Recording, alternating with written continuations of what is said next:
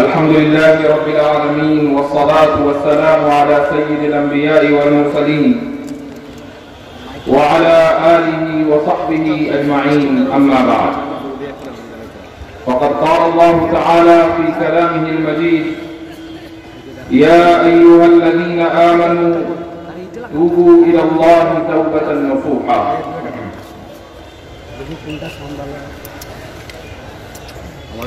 آج کے اس تاریخ ساز اجلاس میں اپنی گفتگو کے آغاز سے پہلے میں آپ سے ایک سوال پوچھنا چاہوں گا۔ اس پورے مجمع میں انگریزی کتنے لوگ جانتے ہیں؟ ہاتھ اٹھائیں۔ ماشاءاللہ۔ اچھا، اردو کتنے لوگ جانتے ہیں؟ ہاتھ اٹھا لیں۔ ماشاءاللہ۔ اچھا، بنگلہ کتنے لوگ جانتے ہیں؟ لیکن میں نہیں جانتا ہوں، اس لیے بیچ کا راستہ اختیار کرتے ہیں، اور بیچ کا راستہ ہے اردو۔ اور انشاءاللہ میری گفتگو کا بھی ترجمہ مولانا روح الامین صاحب یہاں بیٹھے ہوئے ہیں، وہ خلاصہ پیش کریں گے ان لوگوں کے لیے جو اردو نہیں جانتے۔ یہ تو ساری زبانیں اللہ کی بنائی ہوئی ہیں، انگریزی بھی، اردو بھی، سنسکرت بھی، فارسی بھی، عربی بھی، لیکن ظاہر ہے کہ جس زبان میں وہ سننے والے اور سمجھنے والے زیادہ ہوں اسی کو بولنا چاہیے۔ جزاکم اللہ خیر الجزا۔ یہ میرے لیے سعادت کی بات ہے کہ آج میں یہاں موجود ہوں، اور خصوصاً حضرت خطیب اعظم کے اس عظیم الشان مدرسے کے اس عظیم الشان اجلاس میں حضرت خطیب اعظم کے بڑے احسانات مجھ پر ہیں، اور ان میں سے ایک احسان یہ ہے کہ حضرت نے آج سے کوئی تقریباً 17 سال پہلے کی بات ہے کہ اللہ نے اس ناچیز سے کام لیا تھا، اور وہ یہ تھا کہ اس وقت کے ایک بڑے فتنے کے اوپر اللہ نے اس وقت مجھ سے ایک تصنیف کروائی تھی، ایک کتاب لکھوائی تھی، جس وقت میں دارالعلوم دیوبند میں پڑھ رہا تھا۔ اس کتاب کا نام ہے گلوبلائزیشن اور اسلام۔ یہ کتاب جب بنگلہ دیش پہنچی تو کچھ احباب نے اس کا دیگر زبانوں میں ترجمہ بھی کیا، بنگلہ میں بھی اس کتاب کا ترجمہ ہوا، اور حضرت خطیب اعظم تک اس کتاب کا اردو اور بنگلہ دونوں ترجمے پہنچے، اور مجھے یہ معلوم ہوا کہ حضرت خطیب اعظم نے اس کتاب کے اقتباسات کو جگہ جگہ پڑھ کر سنایا، تو اللہ رب العزت نے حضرت کو میرے پیغام کے آپ تک پہنچنے کا ایک بہت بڑا ذریعہ بنایا ہے۔ فجزاہ اللہ عنا وعن جمیع المسلمین خیر الجزا۔ میرے بھائیو، قرآن کریم کا جو پیغام ہے وہ آفاقی پیغام ہے، وہ ہر دور کے لیے ہے، ہر زمانے کے لیے ہے، ہر شخص کے لیے ہے، وہ مرد کے لیے بھی ہے اور عورت کے لیے بھی، وہ مومن کے لیے بھی ہے اور فاسق کے لیے بھی، اس کا پیغام کافر کے لیے بھی ہے اور مشرک کے لیے بھی۔ وہ ہر شخص اور ہر ذی نفس کو مخاطب کرتا ہے، وہ یہ بتاتا ہے کہ ہدایت کیسے حاصل ہوگی، وہ یہ بتاتا ہے کہ اللہ تک جانے کا راستہ کون سا ہے، وہ یہ بتاتا ہے کہ انسان کامیاب زندگی کیسے گزار سکتا ہے، وہ یہ بتاتا ہے کہ انسان اللہ رب العزت کی بارگاہ میں پہنچ کر سرخرو کیسے ہو سکتا ہے، وہ یہ بتاتا ہے کہ انبیاء علیہم السلام کے راستے پر چلنے کا طریقہ کیا ہے۔ تو میرے بھائیوں، قرآن کریم کے اس آفاقی پیغام کی وجہ سے اس کی ایک ایک آیت میں اللہ رب العزت نے خزانے اس کے اندر سمو دیے ہیں۔ اب یہ ہمارے اوپر ہے کہ ہم ان خزانوں کو کیسے سمجھیں، ان آیتوں کو کیسے ڈیکوڈ کریں، اور ان کی آیتوں سے کیسے اپنے مطلب کی باتیں نکالیں جو ہمارے لیے ذریعہ راہ، ہمارے لیے ذریعہ ہدایت بنے۔ اس آیت میں جو اللہ رب العزت ارشاد فرماتا ہے کہ توبوا الی اللہ توبۃ نصوحا، کہ اے مومنو توبہ کرو۔ کون سی توبہ؟ توبۃ نصوحا، ایسی توبہ جو نصیحت کرنے والی بھی ہو۔ سوال یہ ہے کہ وہ کون سی توبہ ہے اور اس کا کیا کرائٹیریا ہے، وہ کس انداز سے کی جاتی ہے۔ اس کے الفاظ کیا ہیں؟ کیا اس کے لیے کوئی ٹائم ہے؟ کیا تہجد میں اٹھ کر کی جانے والی توبہ کو توبۃ النصوحہ کہا جاتا ہے؟ یا سونے سے پہلے کی جانے والی توبہ کو توبۃ النصوحہ کہا جاتا ہے؟ وہ کون سی توبہ ہے؟ محدثین و مفسرین لکھتے ہیں کہ توبۃ النصوحہ کے اندر چند شرائط کا ہونا ضروری ہے۔ سب سے پہلی شرط یہ ہے کہ انسان کے اندر مکمل اخلاص ہو، کوئی ریاکاری نہ ہو، کوئی اخلاص کے ساتھ، سنسیئرٹی کے ساتھ، مکمل خلوص کے ساتھ وہ اللہ رب العزت کی طرف متوجہ ہو اور دعا مانگے اور اپنے گناہوں کے اوپر پشیمانی کا اظہار کرے۔ یہ پہلی شرط ہے۔ دوسری شرط یہ ہے کہ یہ صرف زبانی جمع خرچ نہ ہو، یعنی صرف یہ نہیں کہ دعا کے لیے ہاتھ اٹھے ہیں لیکن ذہن کہیں اور ہے۔ ایسا بہت سی مرتبہ ہوتا ہے کہ ہم نماز پڑھ رہے ہیں لیکن ذہن کہیں اور ہے۔ تو ایسا ہی اگر دعا کے لیے ہاتھ اٹھے ہوئے ہیں تو ذہن بھی اللہ رب العزت کی جانب متوجہ ہونا چاہیے، ایسا نہیں کہ وہ کہیں اور ہو۔ تیسری شرط یہ ہے کہ انسان جب توبہ کرے تو جس گناہ سے وہ توبہ کر رہا ہے اس گناہ کو وہ فوری طور پر ترک کر دے۔ اور چوتھی شرط یہ ہے کہ جس گناہ سے وہ توبہ کر رہا ہے اس کو دوبارہ کبھی نہ کرنے کا عزم مصمم کر لے، پختہ ارادہ کر لے کہ آئندہ اس گناہ کو میں کبھی انجام نہیں دوں گا۔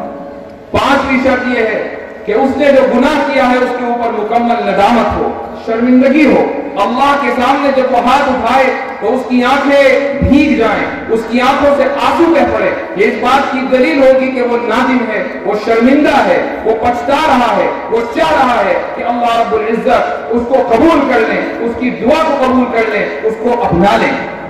اور اگر اس گناہ کا تعلق حقوق العباد سے ہو، آپ نے کسی کا مال لے لیا، واپس نہیں کیا، کسی شخص نے کہیں ڈاکہ ڈال دیا اور دوسرے کا سامان اٹھا کر اپنے گھر لے گیا، کسی کی چوری کر لی، غیبت کر لی، کسی کو اوپر بہتان لگا دیا، کسی کو ذلیل کر دیا، کسی کو رسوا کر دیا، یہ سارے وہ گناہ ہیں کہ جن کا تعلق حقوق العباد سے ہے۔ اور اگر ایسے گناہ انسان ایسے گناہ کا ارتکاب کرتا ہے کہ جن کا تعلق حقوق العباد سے ہو تو پھر توبہ کا واحد ذریعہ یہ ہے کہ جس شخص کے خلاف آپ نے الزام تراشیاں کی ہیں، جس شخص کے خلاف آپ نے برا بھلا کہا ہے، جس کی غیبت کی ہے، اس کے پاس جائیے اور اس سے معافی مانگیے، اس سے کہیے کہ مجھ سے یہ غلطی سرزد ہو گئی، مجھے معاف کر دو، اور اس کے بعد پھر اللہ رب العزت کی بارگاہ میں وہ ہاتھ اٹھائے، توبہ مانگے، تب جا کر اس کی توبہ قبول ہوتی ہے۔ اور آپ ایک اور چیز آج کے دور میں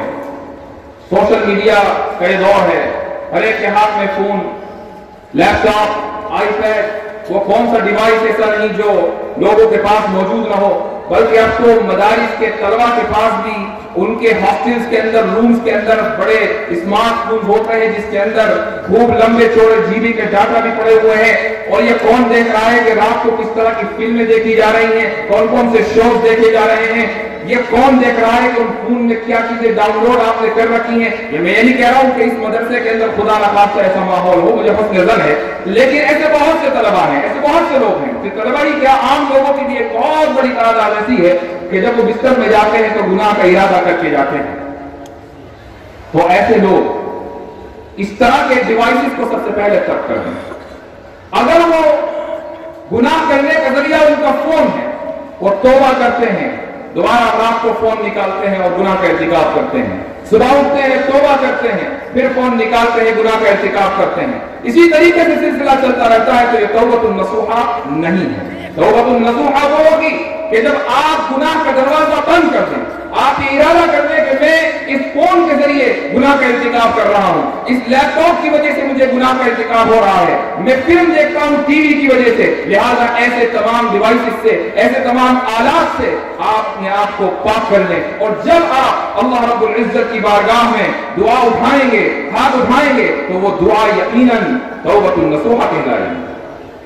تو میرے بھائیوں، توبۃ النصوحہ کی، لیکن اللہ رب العزت نے اس آیت میں توبۃ النصوحہ کی ایک شرط لگائی ہے، وہ یہ ہے کہ یا ایھا الذین آمنوا، اے ایمان والو، اس کا مطلب یہ ہے کہ اگر ایمان نہیں ہے تو پھر انسان چاہے جتنی توبہ کرے وہ توبۃ نصوحہ نہیں بن سکتی۔ یا ایھا الذین آمنوا، اے ایمان والو تم توبہ کرو۔ لہذا جس شخص کا ایمان نہیں اس کی توبہ نہیں۔ اب سوال یہ ہے کہ ایمان کیا ہے؟ نبی کریم علیہ الصلوۃ والسلام کا ارشاد ہے کہ الایمان بضع وسبعون شعبہ افضلها لا الہ الا اللہ وادناها اماطة الاذى عن الطریق والحیاء شعبۃ من الایمان او کما قال علیہ الصلاۃ والتسلیم۔ آپ علیہ الصلاۃ والسلام فرماتے ہیں کہ ایمان کی بہت سی شاخیں ہیں، افضل ترین شاخ لا الہ الا اللہ کہنا ہے، اور ادنا ترین شاخ راستے سے کوئی تکلیف کا چیز ہو اس کو ہٹا دینا ہے، اور حیا بھی ایمان کا ایک شعبہ ہے۔ تو اس طریقے سے اگر انسان ایمان کی مختلف برانچز کو، مختلف شعبوں کو اپنی زندگی کے اندر اختیار کر لے تو اب وہ شخص صاحب ایمان ہے۔ اب اس صاحب ایمان سے اگر کبھی کوئی غلطی سرزد ہو جائے، اگر کبھی کوئی گناہ سرزد ہو جائے اور وہ اللہ رب العزت کی بارگاہ میں ہاتھ اٹھائے تو یقیناً اللہ کی طرف سے اس کو توبۃ النصوحہ کی توفیق ہوتی ہے۔ ایک واقعہ میں آپ کو سناتا ہوں نبی کریم صلی اللہ علیہ وسلم کی سیرت سے۔ یہ جو آیت، یہ جو حدیث کے اندر آیا ہے کہ ایمان کا جو اعلیٰ ترین ڈپارٹمنٹ ہے، اعلیٰ ترین شعبہ اور برانچ ہے وہ ہے لا الہ الا اللہ۔ ایک مرتبہ خیبر کے موقع پر نبی کریم صلی اللہ علیہ وسلم اور آپ کے صحابہ نے خیبر کا محاصرہ کیا ہوا۔ آپ جانتے ہیں محاصرہ کس کو کہتے ہیں؟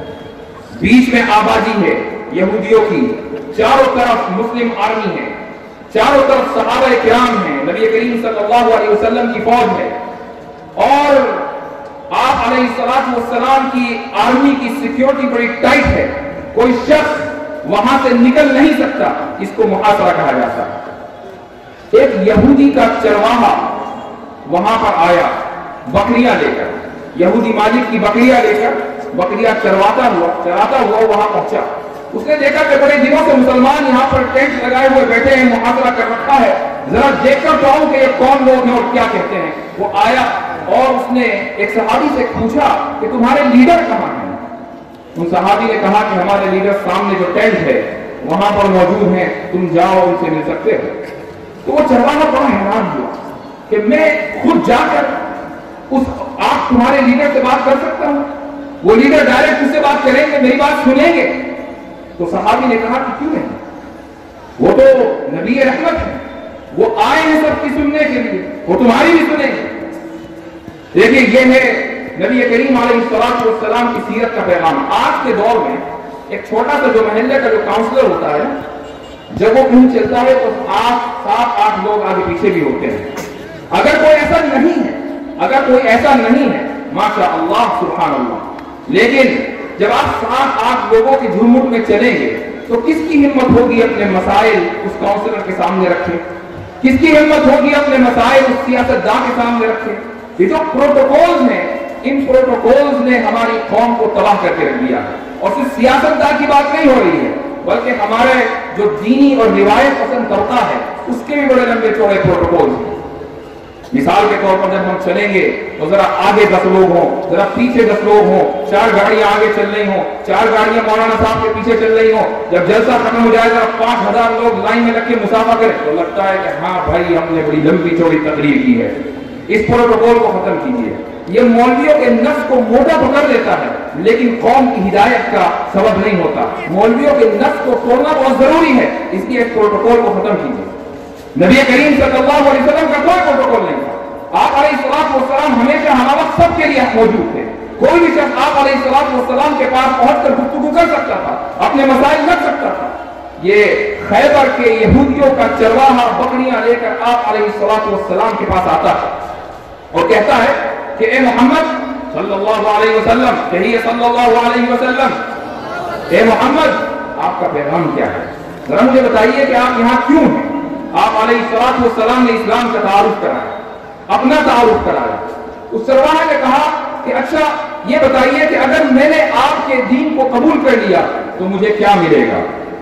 تو نبی کریم علیہ السلام نے فرمایا کہ اگر تم نے اس پیغام کو قبول کر لیا تو آج سے تم ہمارے بھائی اور ہم تمہارے بھائی، جو حقوق ہمارے ہیں وہ حقوق تمہارے ہیں، جو ذمہ داریاں ہماری ہیں وہ ذمہ داریاں تمہاری ہیں۔ یہ खैबर का चरवाहा कहने लगा कि अगर ये बात है तो मुझे जरा उन जिम्मेदारी और हुकूक के बारे में बताइए। आप अलैहिस्सलाम ने फरमाया कि तुम्हारी जिम्मेदारी यह है कि तुम्हें नमाज पढ़नी है, तुम्हारी जिम्मेदारी यह है कि अगर हज का मौका आएगा तो हज करना होगा, रमजान का महीना आएगा तो रमजान के रोजे रखने होंगे, तुम्हारी जिम्मेदारी यह है कि अगर तुम्हारे पास माल और दौलत है तो तुम्हें ज़कात देनी होगी, और तुम्हारी जिम्मेदारी यह है कि इस पर जिहाद जारी है, अगर लड़ाई हो और तो तुम्हारे ऊपर जरूरी है कि तुम इस लड़ाई के अंदर शिरकत करो। वो ये कहने लगा कि अच्छा अगर मैं लड़ाई में शरीक हुआ तो फिर क्या हो? आप अलैहिस्सलाम ने फरमाया कि अगर तुम लड़ाई में शरीक हुए और जिंदा वापस आ गए तो तुम गाजी कहलाओगे, और अगर तुम जिंदा वापस नहीं आए तो अल्लाह के रास्ते में शहीद कहलाओगे और तुम्हारा मकाम डायरेक्ट जन्नत में होगा। खैबर का ये चरवाहा कहने लगा या रसूल अल्लाह हाथ दीजिए, अशहदु अल्ला इलाहा इल्लल्लाह व अशहदु अन्ना मुहम्मदन अब्दुहु व रसूलुहु। लेकिन आप अलैहिस्सलाम सिर्फ रसूल ही नहीं थे बल्कि रसूल अमीन थे, आप अमानतदार थे, आप नबी करीम अलैहिस्सलाम को मेयार हिदायत थे। ये कैसे हो सकता था कि यहूद के चरवाहे के पास यहूदियों की बकरियां हों और आप सल्लल्लाहु अलैहि वसल्लम उसको जूं का तुम ले लें। आप अलैहिस्सलाम ने कहा कि ठीक है, तुम्हारा ईमान कबूल है, लेकिन तुम जाओ और इन बकरियों को वापस करके आओ। यह है आप अलैहिस्सलाम की दियानतदारी, आप अलैहिस्सलाम की अमानतदारी। और आज हम धर्मने से दूसरों का सामान इस्तेमाल कर लेते हैं, दूसरों की चीजें इस्तेमाल कर लेते हैं, दूसरों का माल हड़प लेते हैं। दियानतदारी और अमानतदारी ऐसा रखता है गोया कि हमारी पूर्वजों और हमारी जो नस्लें थी वो उनका इम्तियाज था। आज की इस नस्ल से अमानतदारी और दियानतदारी का कोई ताल्लुक नहीं, हालांकि हम नबी करीम सल्लल्लाहु अलैहि वसल्लम के उम्मती हैं, वो नबी वो रसूल कि जिसने इस चरवाहे को वापस कर दिया था कि पहले तुम जाओ और इन बकरियों को वापस करके आओ और फिर तुम बात करना। ये शख्स गया। कोई ये कह सकता है कि हो सकता है कि इस शख्स ने ईमान कबूल किया हो गुलामी से बचने के लिए, क्योंकि ये चरवाहा तो गुलाम था। हो सकता है कि इसका आका इसको मारता हो, पीटता हो, परेशान करता हो, तो इसने सोचा कि भाई ये तो बड़ी जबरदस्त अपॉर्चुनिटी है, बड़ा जबरदस्त मौका है, चलो मैं इस्लाम कबूल कर लेता हूँ, इन लोगों का भाई बन जाऊंगा, ये मेरे भाई बन जाएंगे, मैं आजाद हो जाऊंगा। ऐसा नहीं है। अगर आजादी के लालच में ये शख्स इस्लाम कबूल करता तो जिहाद में कभी शरीक ना होता। ये शख्स वापस आया, जिहाद में शरीक हुआ। शाम में जब लड़ाई खत्म हुई और लाशें गिनी गई तो एक ऐसी लाश मिली गई जिसको कोई नहीं जानता था। सहाबा किराम रज़ियल्लाहु अन्हुम एक दूसरे से पूछने लगे कि ये किसकी लाश है, इसको हम नहीं जानते। नबी करीम सल्लल्लाहु अलैहि वसल्लम तक बात पहुंची। आप अलैहिस्सलाम तशरीफ लाते हैं और आप उसके चेहरे को देखते हैं और आप ये कहते हैं कि ये वही चरवाहा है जिसने आज ला इलाहा इल्लल्लाह पढ़ा। मैं गवाही देता हूं कि ये चरवाहा इस पर जन्नत में है। जरा देखिए तो सही कि एक वो कलिमा कि जिसके सिर्फ चंद अल्फाज ला इलाहा इल्लल्लाह मुहम्मदुर रसूलुल्लाह इस चरवाहे ने पढ़े, उन कलिमात का बदला, उन कलिमात का जो नतीजा था वो ये था कि इसने चंद मिनट की मेहनत से जन्नत कमा ली। ये कलिमा एक मुआहिदा है, ये कलिमा एक कॉन्ट्रैक्ट है। जब हम ये कलिमा पढ़ते हैं, ला इलाहा इल्लल्लाह मुहम्मदुर रसूलुल्लाह पढ़ते हैं, तो दरअसल हम अल्लाह से मुआहिदा करते हैं कि अल्लाह हम तेरी शरीयत पर चलेंगे, तेरे ऊपर ईमान रखेंगे, हम तेरी शरीयत के ऊपर बाल आने नहीं देंगे, हम ईमानदार बनेंगे, हम दयानतदार बनेंगे, हम कुरान के हामिल बनेंगे, हम हदीस के ऊपर चलने वाले बनेंगे, हम सुन्नत रसूल के ऊपर चलने वाले बनेंगे। जब हम ये कलिमा पढ़ते हैं तो अल्लाह रब्बुल इज्जत की रहमत के आगोश में आ जाते हैं। जब हम ये कलिमा पढ़ते हैं तो नबी करीम सल्लल्लाहु अलैहि वसल्लम के उम्मती बन जाते हैं। जब हम ये कलिमा पढ़ते हैं तो इस रूए जमीन में सबसे अशरफ तबका बन जाते हैं। लेकिन ये देखिए, अपने ऊपर गौर कीजिए, अपनी ईमानी हालत को जांचिए, जरा देखिए अपने इर्द गिर्द कि हम इस मुआहदे की कितनी पासदारी आज के दौर में कर रहे हैं। ये जरूरी है कि हम दिन रात अपना मुआयना करें, देखें कि हम इस कलीमे के ऊपर चल रहे हैं या नहीं चल रहे हैं। इस मुआहदे में जो शख्स आ गया उसने आखिरी दर्जे तक इसकी पासदारी की। मैंने अभी कहा कि ला इलाहा इल्लल्लाह एक मुआहिदा है। मुआहिदे का मतलब यह है कि मैं शरीयत के ऊपर चलूंगा, और शरीयत का मतलब है अपनी हुदूद पहचान, मुझे मेरी लिमिट्स मालूम हो कि क्या मुझे करना चाहिए और क्या नहीं। ایک صحابی گزرے ہیں عبداللہ بن حذافہ رضی اللہ عنہ. امیر المؤمنین عمر بن الخطاب رضی اللہ عنہ کے زمانے میں ان کو ایک لشکر کا چیف بنا کر بھیجا گیا. اللہ کا کرنا ایسا ہوا کہ یہ لشکر گیا اور مشرکین کے ہاتھوں اس کو شکست ہوئی. یہ لوگ گرفتار ہوئے. مشرکین کا جو بادشاہ تھا اس نے ایک بہت بڑی دیگ کے اندر تیل ڈلوایا اور اس کے نیچے آگ جلوائی. جب وہ تیل کھولنے لگا تو اس نے عبداللہ بن حذافہ سے کہا کہ تم یہ جو لا الہ الا اللہ محمد رسول اللہ کہتے ہو تم اس کو ترک کر دو. اگر تم اس کو ترک کر دو گے تو میں تمہاری جان بخش دوں گا. عبداللہ بن حذافہ رضی اللہ عنہ نے کہا کہ ہرگز نہیں. تم اگر اس جلتے ہوئے تیل کے اندر ڈال کر ہمیں شہید کرنا چاہتے ہو تو اسی کام کے لیے تو ہم آئے ہیں, اسی کا تو انتظار تھا. تم اس کام کو کر دو, تم دیکھو کہ کس خوشی کے ساتھ اور ٹھنڈا پیشانی کے ساتھ ہم اللہ کی راہ میں شہادت قبول کرتے ہیں. مشرکین کا یہ بادشاہ بڑا پریشان ہوا. کہنے لگا کہ اچھا چلو ایک کام کرتے ہیں, میں تم کو مارتا نہیں, تم ایک کام کرو کہ تم میرے سر کا بوسہ دو اور اگر تم یہ کام کر لو تو میں تمہیں چھوڑ دوں. عبداللہ بن حذافہ رضی اللہ عنہ نے حامی بھر لی, اس مشرکین کے بادشاہ کے سر کا بوسہ دیا اور تمام اپنے فوجیوں کو چھڑا کر لے گئے.